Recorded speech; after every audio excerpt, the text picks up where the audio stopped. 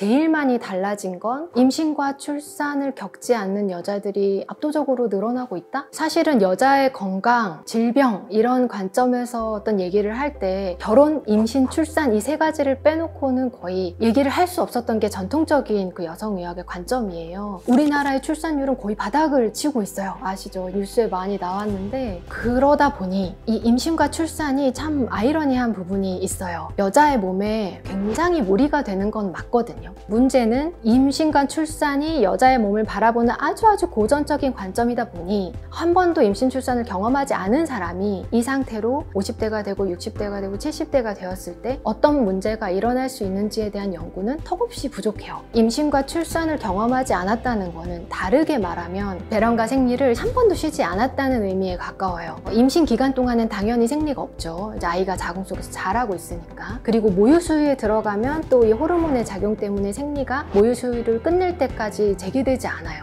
임신을 하면 임신 때문에 고통은 받지만 방학이거든요. 배란과 월경의 입장에서는. 출산을 경험하지 않은 분들은 배란과 생리를 일으키는 어떤 종류의 호르몬 자극을 계속 받는다는 의미거든요. 이건 자연스러운 일이니까 받는다고 해서 그 자체가 아주 무슨 문제가 되는 건 아니지만 배란과 생리를 일으키는 그 호르몬 자극이 여자분들의 그 자궁 근종이나 난소, 유방 이런 여성에게만 있는 장기의 종양이나 암을 자극해서 키우는 역할을 분명히 해요. 그래서 계속 이걸 쉬지 않고 지속한다는 건 그런 종류의 자극에 길게 노출된다는 의미도 있어요. 그런 부분에 대해서는 조금 더 현대의학과 한의학이 손을 잡고 연구를 해봐야 되지 않을까 하는 생각이 들어요. 왜냐면 임신과 출산을 선택하지 않겠다라고 생각하는 여자분들이 많아질 거기 때문이죠. 다른 한 가지는 환경 문제를 빼놓을 수 없어요. 코로나 때 그 쏟아지는 배달 용기들, 저는 그 코로나 시대에 그 배달 음식을 자꾸씩 많이 시켜 먹게 되면서 그 배달 음식에 쓰이는 플라스틱 용기들의 범람이 무시무시하다고 생각해요. 어떻게 보면 끔찍하기도 하고, 아무리 집에 있는 용기들을 유리로 바꾸고 비스프리 플라스틱으로 바꾼다고 해도 그 배달 음식, 그리고 요즘 밀키트며 이런 문화가 굉장히 발달했잖아요. 그런 데서 사용되는 플라스틱으로부터 분비되는 여성 호르몬은 피할 길이 없어요. 플라스틱에서 나오는 여성 호르몬 뿐만 아니라 공장식 축산에서 생산되는 고기, 환경 호르몬이 여자의 몸에 들어와서 호르몬과 비슷한 작용을 하면서 이제 질환들을 자극하거나 일으킨다, 이런 연구가 이미 있어요. 호르몬을 자극해서 만든 아주 육질이 부드러운 육고기와 계속해서 우유가 분비되도록 하는 호르몬을 투여받은 소에서 분비된 우유가 여자의 몸에 들어와서 굉장히 나쁜 역할을 할 가능성이 높은데 이것을 이제 끊을 수 있냐, 이런 문제거든요. 그런 부분이 앞으로도 더 해결이 되어야 하는 문제가 아닐까라는 생각을 합니다.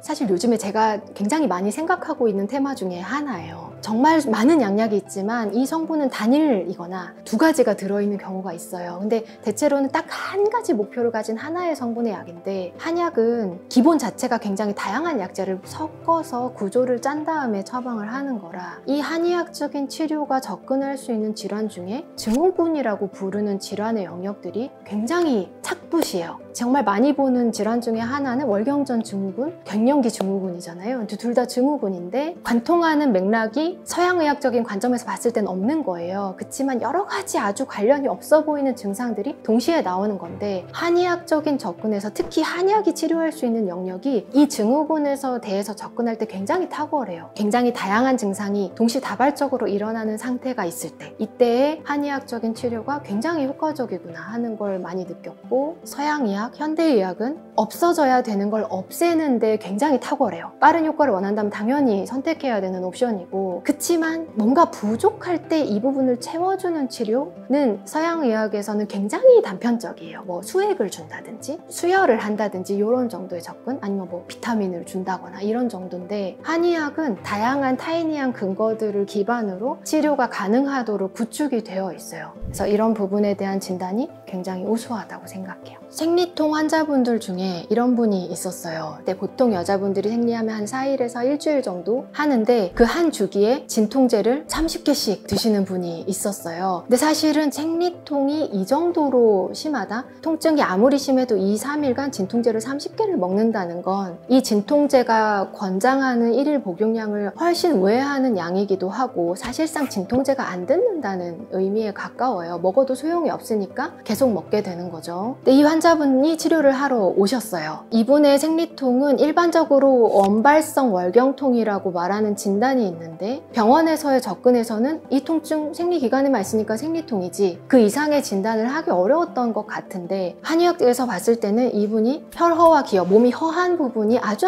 크게 있었던 분인 거예요. 몸을 이렇게 채워준다는 치료는 한의학의 아주 고유한 치료 방법이거든요. 그래서 굉장히 심한 양어, 몸이 아주 극도로 차갑고 몸속에 병리적인 체액이 많이 돌고 있고 이런 병리들을 한의학적인 접근으로 해소를 해서 3개월 정도 치료를 해서 진통제를 2개 먹는 수준까지 줄었어요. 그 전에는 생리통이 아니라 몸이 안 좋은 거죠. 그러니까 생리통을 넘어선 어떤 병리가 이미 심각하게 있었던 것인데 생리하면 아픈 게 당연하겠지라고 생각하고 살아오신 거예요. 그래서 치료를 통해서 다른 부분도 물론 좋아졌지만 생리통이 이렇게 비약적으로 좋아진 것을 경험하고 이렇게 금방 나아질 수 있는 거였다면 내가 왜 이제까지 치료를 하지 않았던 거지? 약간 통탄을 하시더라고요. 저도 마찬가지라고 생각하거든요. 그렇게 해서 좋아지셨고 그 이후에도 계속 치료하러 오시는데 잘 유지가 되고 계셔서 그 삶의 질의 상승은 이루 말할 수 없죠. 정말 매달 그 정도로 아팠던 분인데 너무 좋아지셨죠. 꿀팁은 없어요. 사실은 그걸 먹건 안 먹건 치료하면 치료가 되고 진짜로 얘를 유지하고 싶으면 해야 되는 일은 따로 있다. 제가 이런 생각을 사실 가지게 된 건 예전에 어떤 한의원에서 일한 적이 있어요. 방송 출연을 굉장히 많이 하시던 그분이 한의사가 방송에 출연하려면 어떻게 해야 할까라는 주제를 가지고 약간 토크 콘서트 같은 걸 했는데 일하는 사람이다 보니까 약간 딸려갔어요. 저도 이제 매체에서 일해봤지만 특히 방송, 이런 유튜브도 포함이겠지만 소비가 빠른 이런 쪽에서는 새로운 거, 당연히 걔가 더 중요하더라도 더 재밌는 거 뭐 없어? 얘가 이 어떤 방송을 끌고 가는 주체가 돼요. 근데 사실 그렇지 않고 여전히 규칙적인 생활을 하고 수면 시간을 충분히 확보하고 이런 너무 뻔하고 재미없는 얘기들이 너무너무 중요도에서 우위에 있는데 계속 반복해서 말해왔던 아주 기본이라는 이유로 많이 언급되지 않는 것들이거든요. 여자분들의 건강을 지키는 한 가지만 말하라고 하면 저는 규칙적인 생활을 합시다예요. 정해진 시간에 자고 정해진 시간에 일어나고 정해진 시간에 밥 먹고 여자분들은 이 리듬에 되게 지배를 받는 그 호르몬의 어떤 분비 때문에 월경처럼 리드미컬한 어떤 흐름이 되게 중요한 신체이기 때문에 규칙적인 일과 생활을 유지하는 게 굉장히 영향이 커요. 그냥 고루고루 건강히 드시고 규칙적인 생활 하시라고 꼭 말씀드리거든요. 근데 이제 얼마나 매력적으로 와닿는지는 제가 얼마나 잘 설명하느냐의 역할이겠죠. 그래서 제가 맥락을 잘 갖춰서 논리적으로 설득이 들어갈 수 있도록 하는 노력을 계속 해야 될 것 같아요. 그래서 꿀팁은 없다. 기본을 지키자. 이게 저의 신조입니다. 감사합니다. 한의사 최혜미였습니다.